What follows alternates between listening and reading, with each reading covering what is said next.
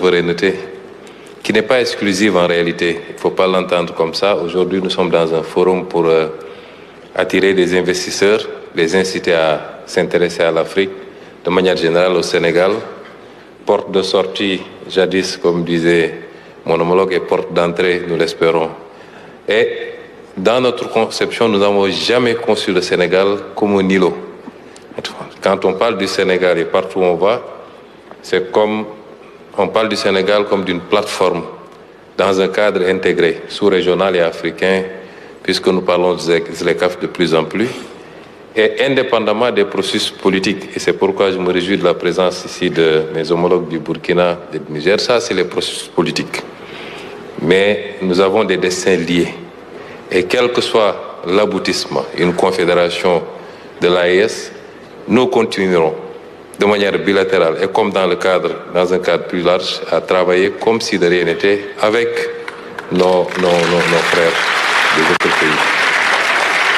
Et nous concevons le Sénégal comme un continuum pour toute l'Afrique, pour l'Afrique de l'Ouest en particulier.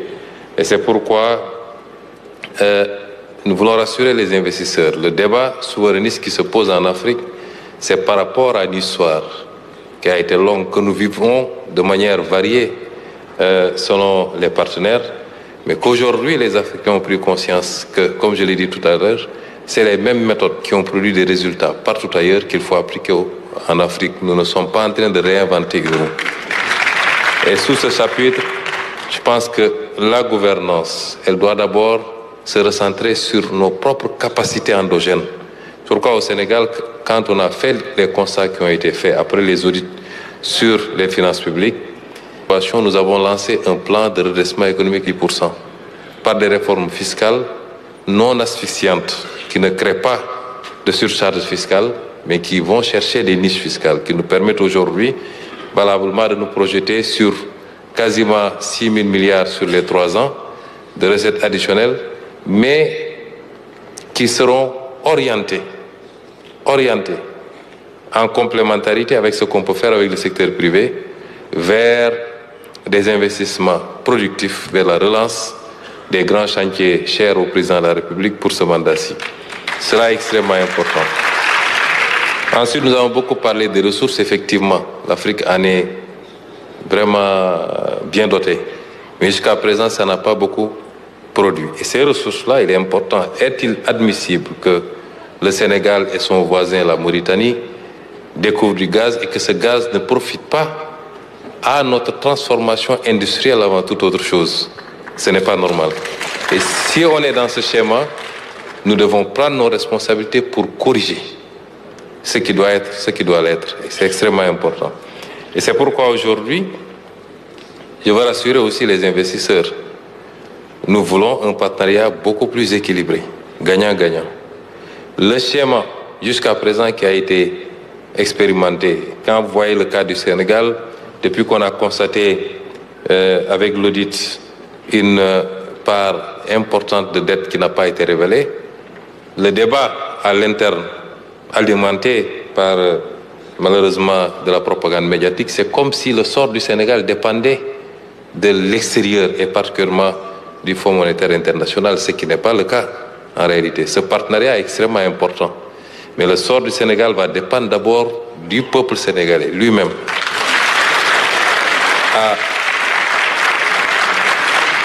À faire le sursaut qu'il faut à travers ce plan de redressement économique et social. Prioritairement, d'abord, ça va dépendre de cela. Ça va dépendre des efforts d'assainissement budgétaire que nous allons faire et qui nous crédibilisent nous-mêmes vis-à-vis de nos partenaires.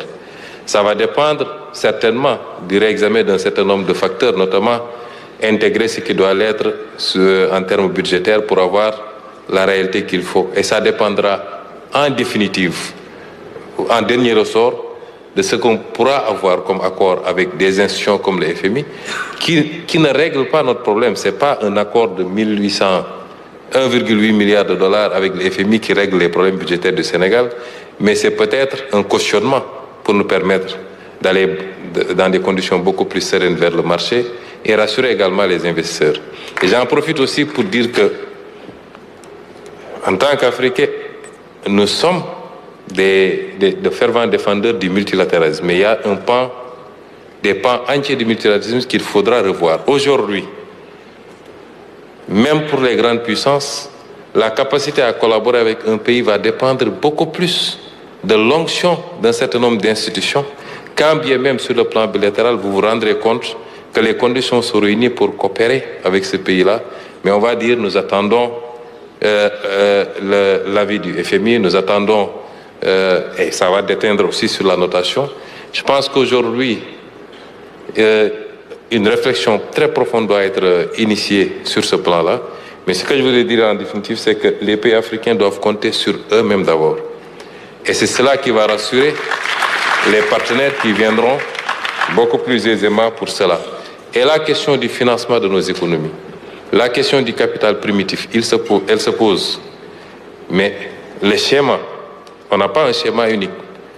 La manière dont l'Occident, par exemple, à travers l'Europe et son excroissance vers l'Amérique, la manière dont ça s'est fait à partir de l'exploitation, il faut le dire, la traite, la colonisation qui ont servi à alimenter la révolution industrielle et le décollage n'est pas le même modèle que l'Asie, qui n'a pas fonctionné peut-être sur cette même base.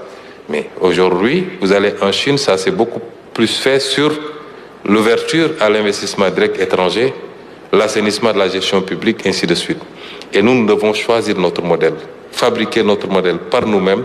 Et ce modèle-là, à mon avis, se fera par une bonne gestion de nos ressources, une bonne réappropriation de nos ressources naturelles, une discipline budgétaire sans faille, un train de vie qui correspond à nos capacités et privilégier maintenant le partenariat, l'investissement direct étranger sur la dette, une certaine forme de dette, tendre la main à nos partenaires internationaux en leur disant le cadre est assaini, il est incitatif, venez investir pour un partenariat gagnant-gagnant.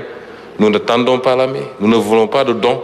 Ce que nous voulons, c'est qu'ensemble, nous co-construisons un développement qui soit mutuellement bénéfique et non un système tel que nous l'avons vécu jusqu'à présent, qui consiste à venir pomper les ressources en Afrique, les rapatrier ailleurs. Comme je disais dans une de mes publications, les ressources, il y a une libre circulation des ressources, mais on refuse la libre circulation des personnes. Et c'est ça qui nous a conduit peut-être à ce schéma-là. Mais cela ne nous dédouane pas aussi de nos responsabilités, de la responsabilité de nos autorités. Il faut du courage politique dans les prises de décision. Prenons un exemple très simple, la monnaie pour la zone Afrique de l'Ouest. Et je demande à nos autorités, on a 2 présidents de la République ici présents dans la salle, il nous faut avancer sur ces questions-là qui ont été résolues partout ailleurs dans le monde, quelquefois de manière unitaire, pour ne pas dire la plupart du temps. Combien de pays ont une zone monétaire commune? C'est très peu. C'est pratiquement l'exemple qu'on a, c'est l'Afrique de l'Ouest et l'Afrique centrale. Pourtant, les autres pays s'en sortent plus ou moins. Nous connaissons les problèmes, nous savons les réformes qu'il faut faire.